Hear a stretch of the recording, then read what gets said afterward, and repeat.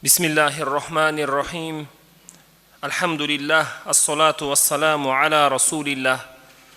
Robbimiz Alloh taologa beadad hamd va sanolar, payg'ambarimiz Muhammad Mustafa sallallohu alayhi va sallamga durud va salavotlarimiz bo'lsin.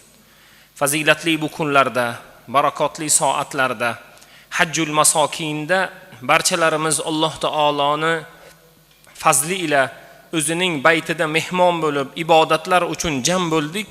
Alloh taolo barchalarimizni ibodatlarimizni Robbim qabul aylasin. Katta ehtirom ila Buxoro hojilari, nafaqat Buxoro, O'zbekiston hojilari haj arkonlarini to'liq bajarib bo'ldilar.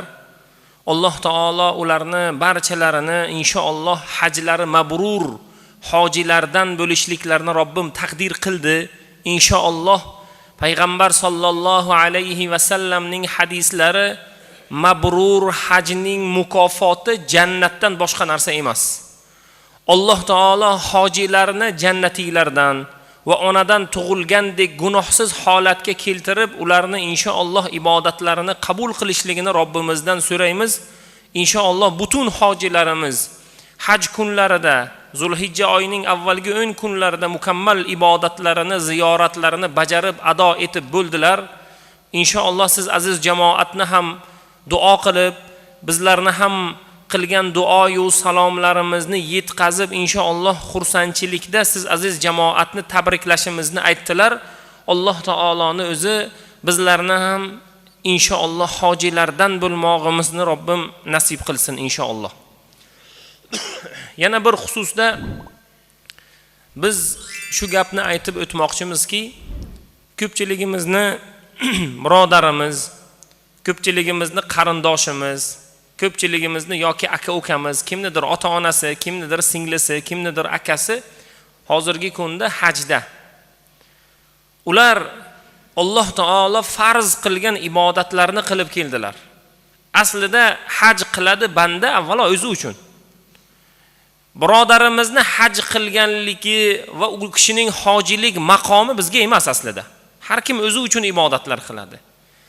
Lekin hajdan kelganda ular o'zlarini ba'zilarini xabarlari bor, ba'zilariga farzandlari tayyorlab qo'ygan yoki ba'zilarini inshaalloh qo'qqisdan qilinayotgan hoji oshi degan marosim.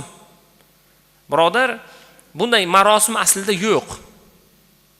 Ikkinchidan shariatga mumkin emas. Bugungi kunda Alloh taoloni o'zi panoh bersin, hoji oshilarning xarajatiga 4 kishini umraga yetsa bo'ladi hozir. Eng kamida keling bir kishini bo'lsin yoki bir necha yetimlarning boshini silash mumkin. Bizni hajga borganimizni odamlarni bilishi shart emas. O'zimiz bildik, Alloh bildi, tamom.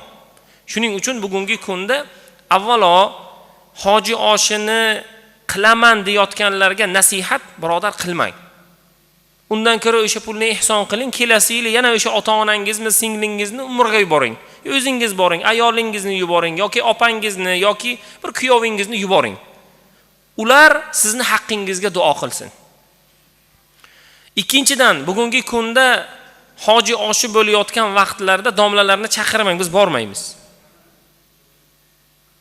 Chunki isrof dasturxonida, shariatga yo'q bo'lgan amallarda inshaalloh bizlarni ham borishligimiz chiroyli emas. Mana shuning uchun biz siz inshaalloh harakatda bardavom bo'lib, mantiq ila har bir qilayotgan ishlarimizni fazilat ila, barakot ila aytishligimiz va inshaalloh ogohlantirmoqligimiz kerak. Chunki payg'ambar sallallohu alayhi va sallam aytadilar: "Man ra'a munkaran falyughayyirhu bi yadihi fa in lam yastati' bi lisanihi fa in lam yastati' bi qalbihi zalika adhaful iman." Imom Muslim rivoyat qilgan hadisda bir mu'min, agar mu'min bo'lsa, bugun mu'minlarning sifatlarini aytamiz ma'ruzada. Agar haqiqiy mu'min bo'lsa, bir munkar ishni, bir noto'g'ri ishni, bir gunoh ishni. Xo'p, hoji oshi unda gunohmi? Birodar, gunoh. Keling, men sizga isbotlab beraman. Yetimlar bor, och. Sizni dasturxoningizda hamma boylar. Birodar, siz biling, sizni marosimingizga kelgan odamlarning yarmidan ko'pini siz chaqirgan dasturxondan o'zining uyining dasturxoni ziyoda. Undan zo'rki kam emas. Va bugun payg'ambar sollallohu alayhi va sallam nima dedilar? Eng yomon dasturxon shunday dasturxonki, boylar chaqirib, kambag'allar esdan chiqarilsa. Bizni bugun ehsonlarimizda hamma to'qlar, bitta yarimta topilmasa, yo'q. Siz mayli men shunday odamlarga rahmat va barakalla aytaman. Yetimxonadan, kam ta'minlangan boylarni qo'ying, qarindoshlarni qo'ying.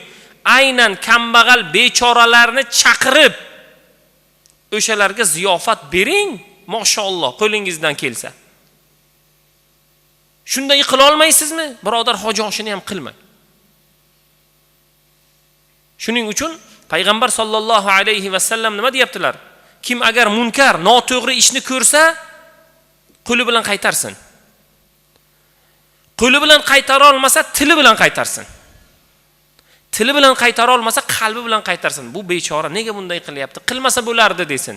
Lekin qalbi bilan qaytarish iymonning eng zaif qatlami dedilar. Shuning uchun biz bugun tilimiz bilan qaytaryapmiz. Marosim qilsa bormaymiz. Mehmonga ham bormang. Bizni o'tkazib bering desa, biz bormaymiz. Nega? Qo'limiz bilan ham qaytaryapmiz. Va inshaalloh qalbimiz bilan ham qaytaramiz inshaalloh. Mana shunda mu'minning amallari, mu'minning sifatlari salohiyatli bo'ladi. Alloh taoloning o'zi fazl bersin. Qarindosh urug'lar bilan, xonadon ahli bilan o'zaro mana hojilarni ziyoratiga borish mayli, bemalol. Hojilarni hoji oshiga boramiz.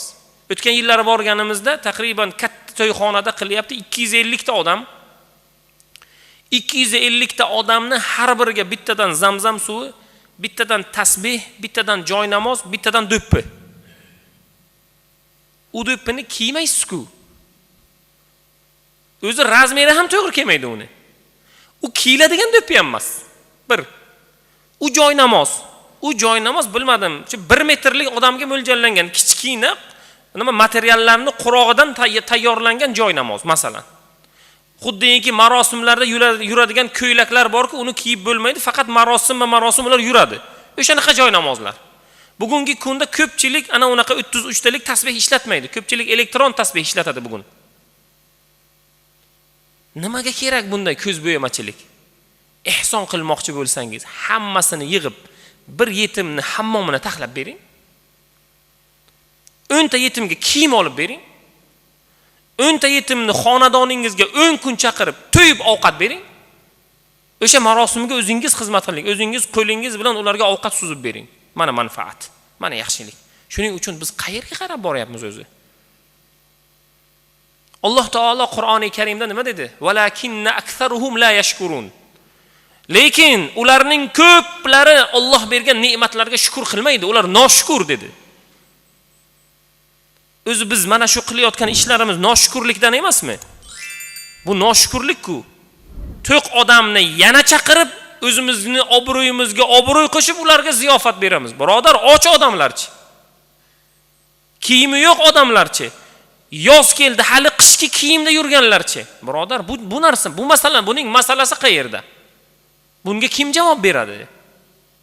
Bugun gazini pulini to'la olmayotganlar. Elektr tarmog'ini pulini to'la olmayotganlar va shu bilan birgalikda kunlar davomida na gaz, yoki na bir chiroqsiz kunini o'tkazayotgan xonadonlarni biz bilamiz bugun. Shunday ayollar bor, shunday oilalar bor. Ular davolanishlikka muhtoj, lekin imkoniyat yo'q. Ularning ahvolida erta qiyomatda ularning oldida qanday odam bo'lamiz biz? Qanday javob beramiz? Shukr qilaylik.